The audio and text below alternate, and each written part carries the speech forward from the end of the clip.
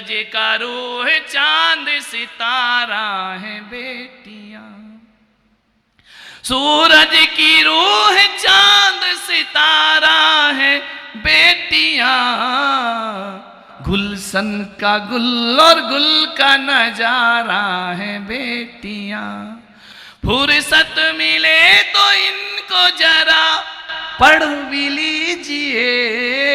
माँ बाप से कहूंगा, फुर्सत मिले तो इनको जरा पढ़ भी लीजिए, गीता कुरान बाइबल पुराण बेटियां, गीता कुरान बाइबल पुराण बेटियां। जिन बेटों के लिए लार टपकाते हो, जिनके लिए सब कुछ करते हो, बेटी को दोयम दर्जा देते हो, वो बेटे कैसे हैं? बेटे तो अपनी बीबियों को लेके चल दिए, बेटे तो अपनी बीबियों को लेके चल दिए, बूढ़ों का सहारा है और लाठी है बेटियां, बूढ़ों का सहारा है और लाठी है बेटियां। ध्यान रखिए, बेटी वो होती है, बेटा घर में रह के भी तुम्हारा ध्यान नहीं रखता, वो बेटी ससुराल में रहकर भी माँ बाप का ध्यान रखा करती है। ध्यान रखना, आपसे निवेदन कर रहा हूं, बेटी वो होती है, बेटी बड़ी महान है। जन्म देने के लिए मां चाहिए, राखी बांधने को बहन चाहिए, कहानी सुनने को दादी चाहिए, जिद करने को मौसी चाहिए। ध्यान रखना, लाड़ करने को नानी चाहिए, साथ रहने को पत्नी चाहिए, पर ये सब रिश्ते निभाना है तो मैं पुलक सागर कहता हूं, इन रिश्तों को निभाने के लिए बेटियां जिंदा चाहिए। ध्यान रखना, बेटियां ना होंगी तो कोई भी रिश्ते हमारे पास नहीं। बेटी नहीं होगी तो कौन नानी बनेगी, कौन दादी बनेगी, कौन मौसी बनेगी, कौन बुआ बनेगी, कौन राखी बांधेगी। मान्यवर, आपसे मेरा निवेदन है, एकाग्र है। बेटी ससुराल में रहती है तो कहती पीहर जाके ये बोलूंगी, वो बोलूंगी, पापा से ये कहूंगी, मम्मी से ये कहूंगी, ये बातें मुझे करना है, वो बातें मुझे करना है। लेकिन जैसे ही वह पीहर आती है, बाबुल के गले लगती है, माँ के गले लगती है, सारी शिकायतों को भूल जाती है, पल भर को ससुराल की परेशानियां भूलकर माँ के आंचल में छिपकर अपने आप को सुरक्षित महसूस किया करती है, आनंद का अनुभव किया करती है। मैं एक बात ध्यान रखना, आपसे निवेदन करता हूँ कि बेटियों को इतना प्यार दो, इतना प्यार दो, इतना प्यार दो, उनकी हर इच्छा पूरी कर दो। पता नहीं ससुराल में उसकी इच्छा पूरी हो या ना हो, ध्यान, हर अरमान उसके पूरे कर देना चाहिए। भान्यवर, आपसे निवेदन करने जा रहा हूँ, कैसी ससुराल मिलती है पता नहीं है, हर चाहत उसकी पूरी करो।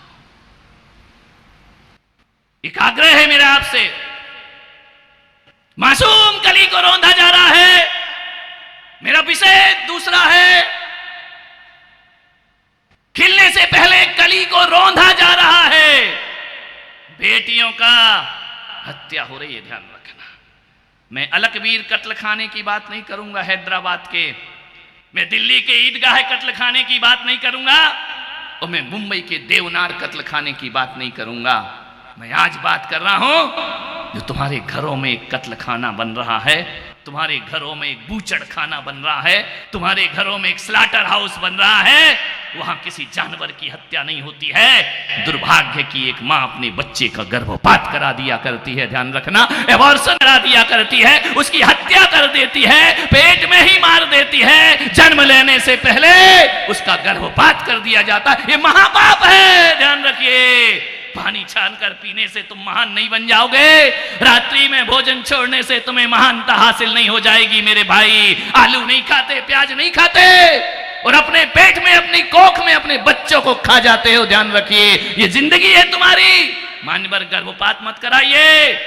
आज गर्भपात कानूनन अपराध है, लिखा रहता है मादा भ्रूण की जांच नहीं होगी, लेकिन लेकिन क्या नहीं हो रहा इस देश में? सब कुछ हो रहा है मेरे भाई। पैसों में सब कुछ बिक जाया करता है, पैसों का ढेर लग जाए तो कानून ताक पर रख दिया जाता है। मान्यवर, मैं आपसे निवेदन करने जा रहा हूं, बेटियों को मारा जा रहा है, बेटियों की हत्या हो रही है, उन्हें जन्म लेने का अधिकार छीना जा रहा है। ऐसे क्लिनिकों की बाढ़ आ गई जो लुके छुपे गर्भपात किया करते हैं। मान्यवर, आपसे मैं निवेदन कर रहा हूं, हत्या करना महापाप है, ध्यान रखना। जिंदगी भर आलू का त्याग किया, पानी छान कर पिया, जिंदगी भर तुमने एक मंदिर में दीप नहीं जलाया, जीव मर जाते हैं। मंदिर में फूल नहीं चढ़ाया, जीव मर जाते हैं।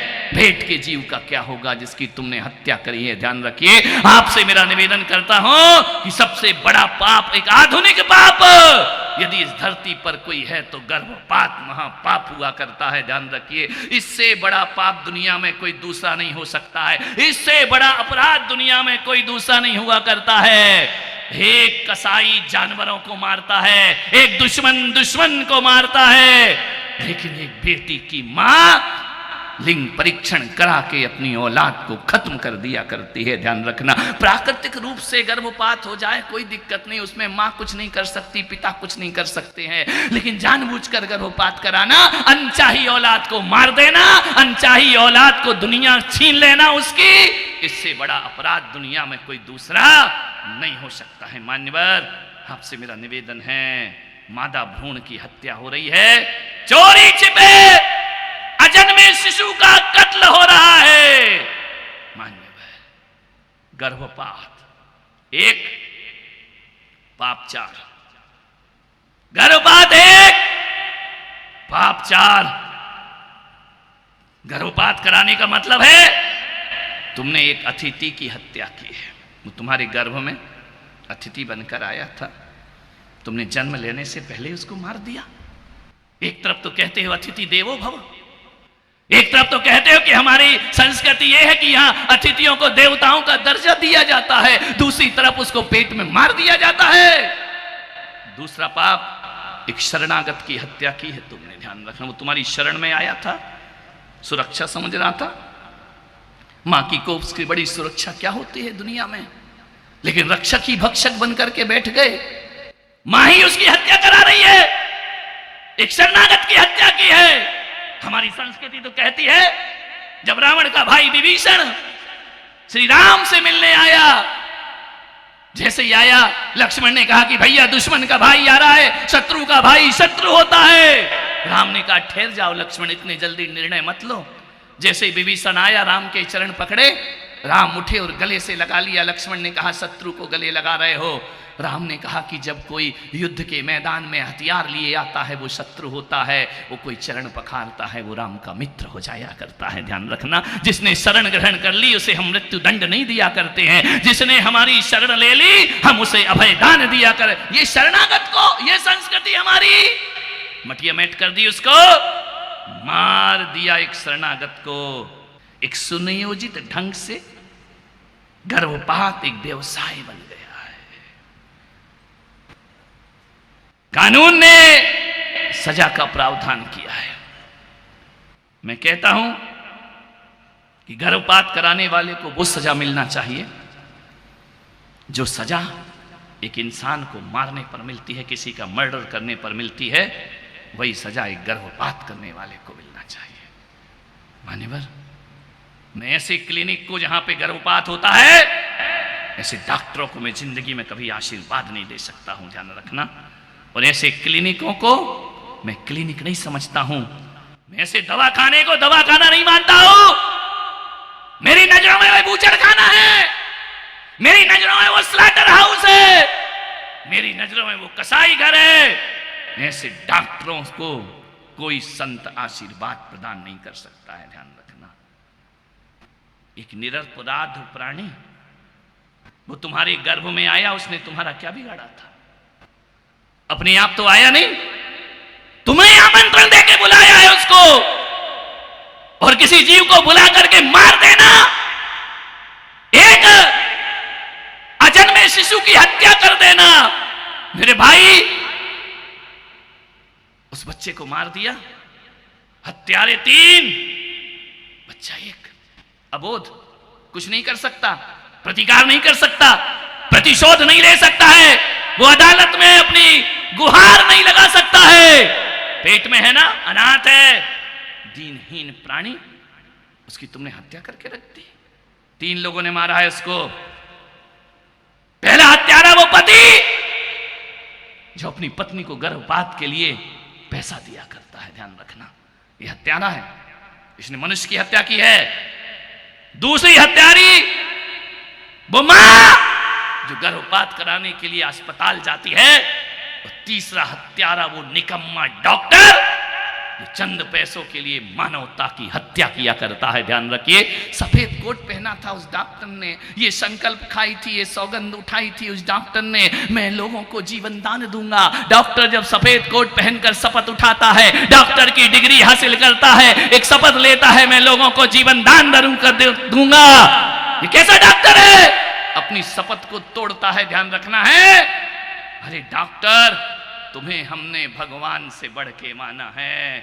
हमने कहा है कि आकाश के भगवान को हम नहीं जानते, लेकिन जीता जी कोई भगवान है तो एक डॉक्टर होता है, लोगों को जीवन दान दिया करता है, जीवन को स्वास्थ्य लाभ दिया करता है। मान्यवर, मेरा निवेदन है आपसे, ये तीनों हत्यारे, मां, वो पति, वो डॉक्टर, तीनों के हाथ एक मनुष्य हत्या के खून में रंगे हुए हैं। ध्यान रखना, मैं कहूंगा मेहंदी के रंग भी इन धब्बों को नहीं छिपा पाएंगे, कितनी भी मेहंदी लगा लेना, ये खून के दाग तुम्हारे हाथों में नहीं, तुम्हारी चेतना में जाकर के पड़े हैं। ध्यान रखना, आने वाले जन्म में तीनों, वो डॉक्टर, वो महिला, वो मां और वो पति, मेरा शास्त्र, मेरे सिद्धांत, मेरा कर्म फिलॉसफी कहता है ये तीनों हत्यारे आने वाले जन्म में नपुंसक की पर्याय में पैदा हुआ करते हैं, जो एक मनुष्य की हत्या, एक अबोध बच्चे को मार डाला तुमने। ध्यान रखना है, कैसी है वह मां, कैसा है वो डॉक्टर, चंद पैसों के लिए मानव भ्रूण की हत्या करता है। कैसी होगी वो मां? हम मां उसे कहते हैं जिसका हृदय गुलाब की पंखुड़ियों से भी ज्यादा मुलायम होता है। लेकिन आज वो मां ग्रेनाइट सा भी ज्यादा कठोर हो गई है, अपने बच्चों की हत्या कराती है, क्लिनिक में जाती है, लेट जाती है, पति इजाजत दे देता है, सास प्रेरित करती है, वो भी कोई कम नहीं है कि बेटी है इसकी सफाई करा दो, इसको खत्म कर दिया जाए। ध्यान, लेट जाती है स्टेचर पर, डॉक्टर उस बच्चे की हत्या करता है। ध्यान रखना, चाकू जाते हैं, कैंची जाती है पेट के अंदर, वो जो छोटे छोटे से हाथ अभी बनना निर्माण हुआ था, जो मां के गाल पर हाथ रख के मां का वात्सल्य चाहते, उन उंगलियों को एक डॉक्टर कैंची से काट देता है। ध्यान रखना है, ये गर्भपात हो रहा है, ध्यान रखना, उसके पंजों को काटता है, उसके छोटे छोटे कोमल से, कमल के पंखुड़ी से भी ज्यादा कोमल उसके हथेलियों को काट के टुकड़े टुकड़े करता है वह डॉक्टर।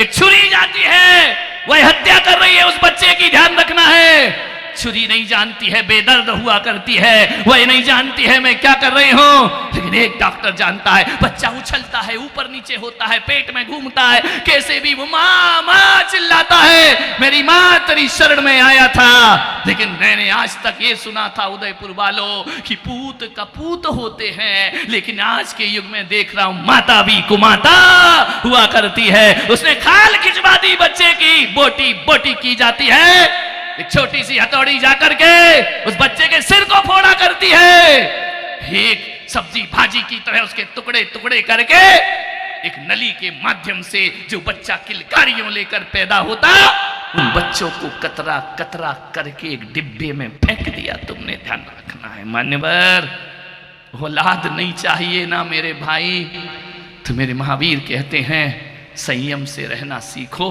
अपने आप औलाद तुम्हारे पेट में कभी नहीं आएगी। ध्यान रखना है, मेरे महावीर कहते अहिंसा में जीना सीखो, करुणा में जीना सीखो, प्रेम में जीना सीखो। कैसी मां है ये जो अपने बच्चे की हत्या कर देती है? मैं समाज के लोगों से निवेदन करूंगा, मंदिरों में बहुत बड़े बड़े बोर्ड लगाते हो, ये 20 पंथामनाय का मंदिर, ये 13 पंथामनाय का मंदिर, ये कांजी पंथामनाओं का मंदिर, ये श्वेतांबर मंदिर, ये दिगंबर मंदिर। नादानो, फालतू की चीजों के बोर्ड मत लगाओ। एक बोर्ड लगाओ अपने मंदिर में कि जिसने गर्भपात किया हो उसे भगवान का अभिषेक करने का अधिकार नहीं दिया जाएगा। ध्यान रखना है। बनाओ ऐसे नियम, जिस घर में शराब पी जाती हो उसे अभिषेक नहीं करने देंगे। जिससे समाज का सुधार हो, समाज के टुकड़े वाले बोर्ड मत लगाओ। ऐसे बोर्ड लगाओ कि जिसने गर्भपात जानबूझकर कराया है उसे इंद्राणी बनने का अधिकार नहीं होना चाहिए, और जिसने गर्भपात जानबूझकर कराया है उन्हें संतों को आहार देने का अधिकार नहीं होना चाहिए। हत्यारों से कौन आहार लेगा जिसने अपनी औलाद की हत्या कर दी है?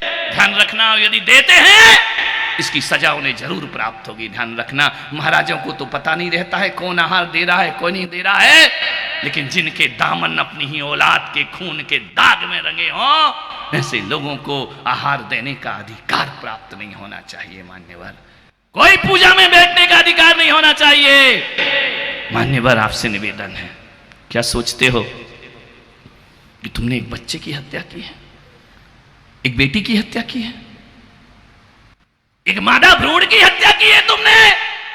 नहीं मेरे भाई, मैं आपसे कह रहा हूं, हो सकता है तुम्हारी बेटी पढ़ लिख कर जीवन की ऊंचाइयां चढ़ती, देश की प्रधानमंत्री बनकर भी खड़ी हो सकती थी, राष्ट्रपति बनकर खड़ी हो सकती थी। एक बेटी की हत्या का मतलब है तुमने एक राष्ट्रपति की हत्या की है, तुमने आने वाले प्रधानमंत्री की हत्या की है। तुम्हारी बेटी सुनीता विलियम्स बन सकती थी, तुमने एक अंतरिक्ष यात्री की हत्या की है। एक बात याद रखना, तुम्हारी बेटी सेना में जाकर खड़ी हो सकती थी, तुमने एक देश के सैनिक की हत्या की है। एक सैनिक को मारना देशद्रोह होता है, तो अजन्मे शिशु को मारना भी देशद्रोह की संज्ञा उसे प्राप्त होना चाहिए।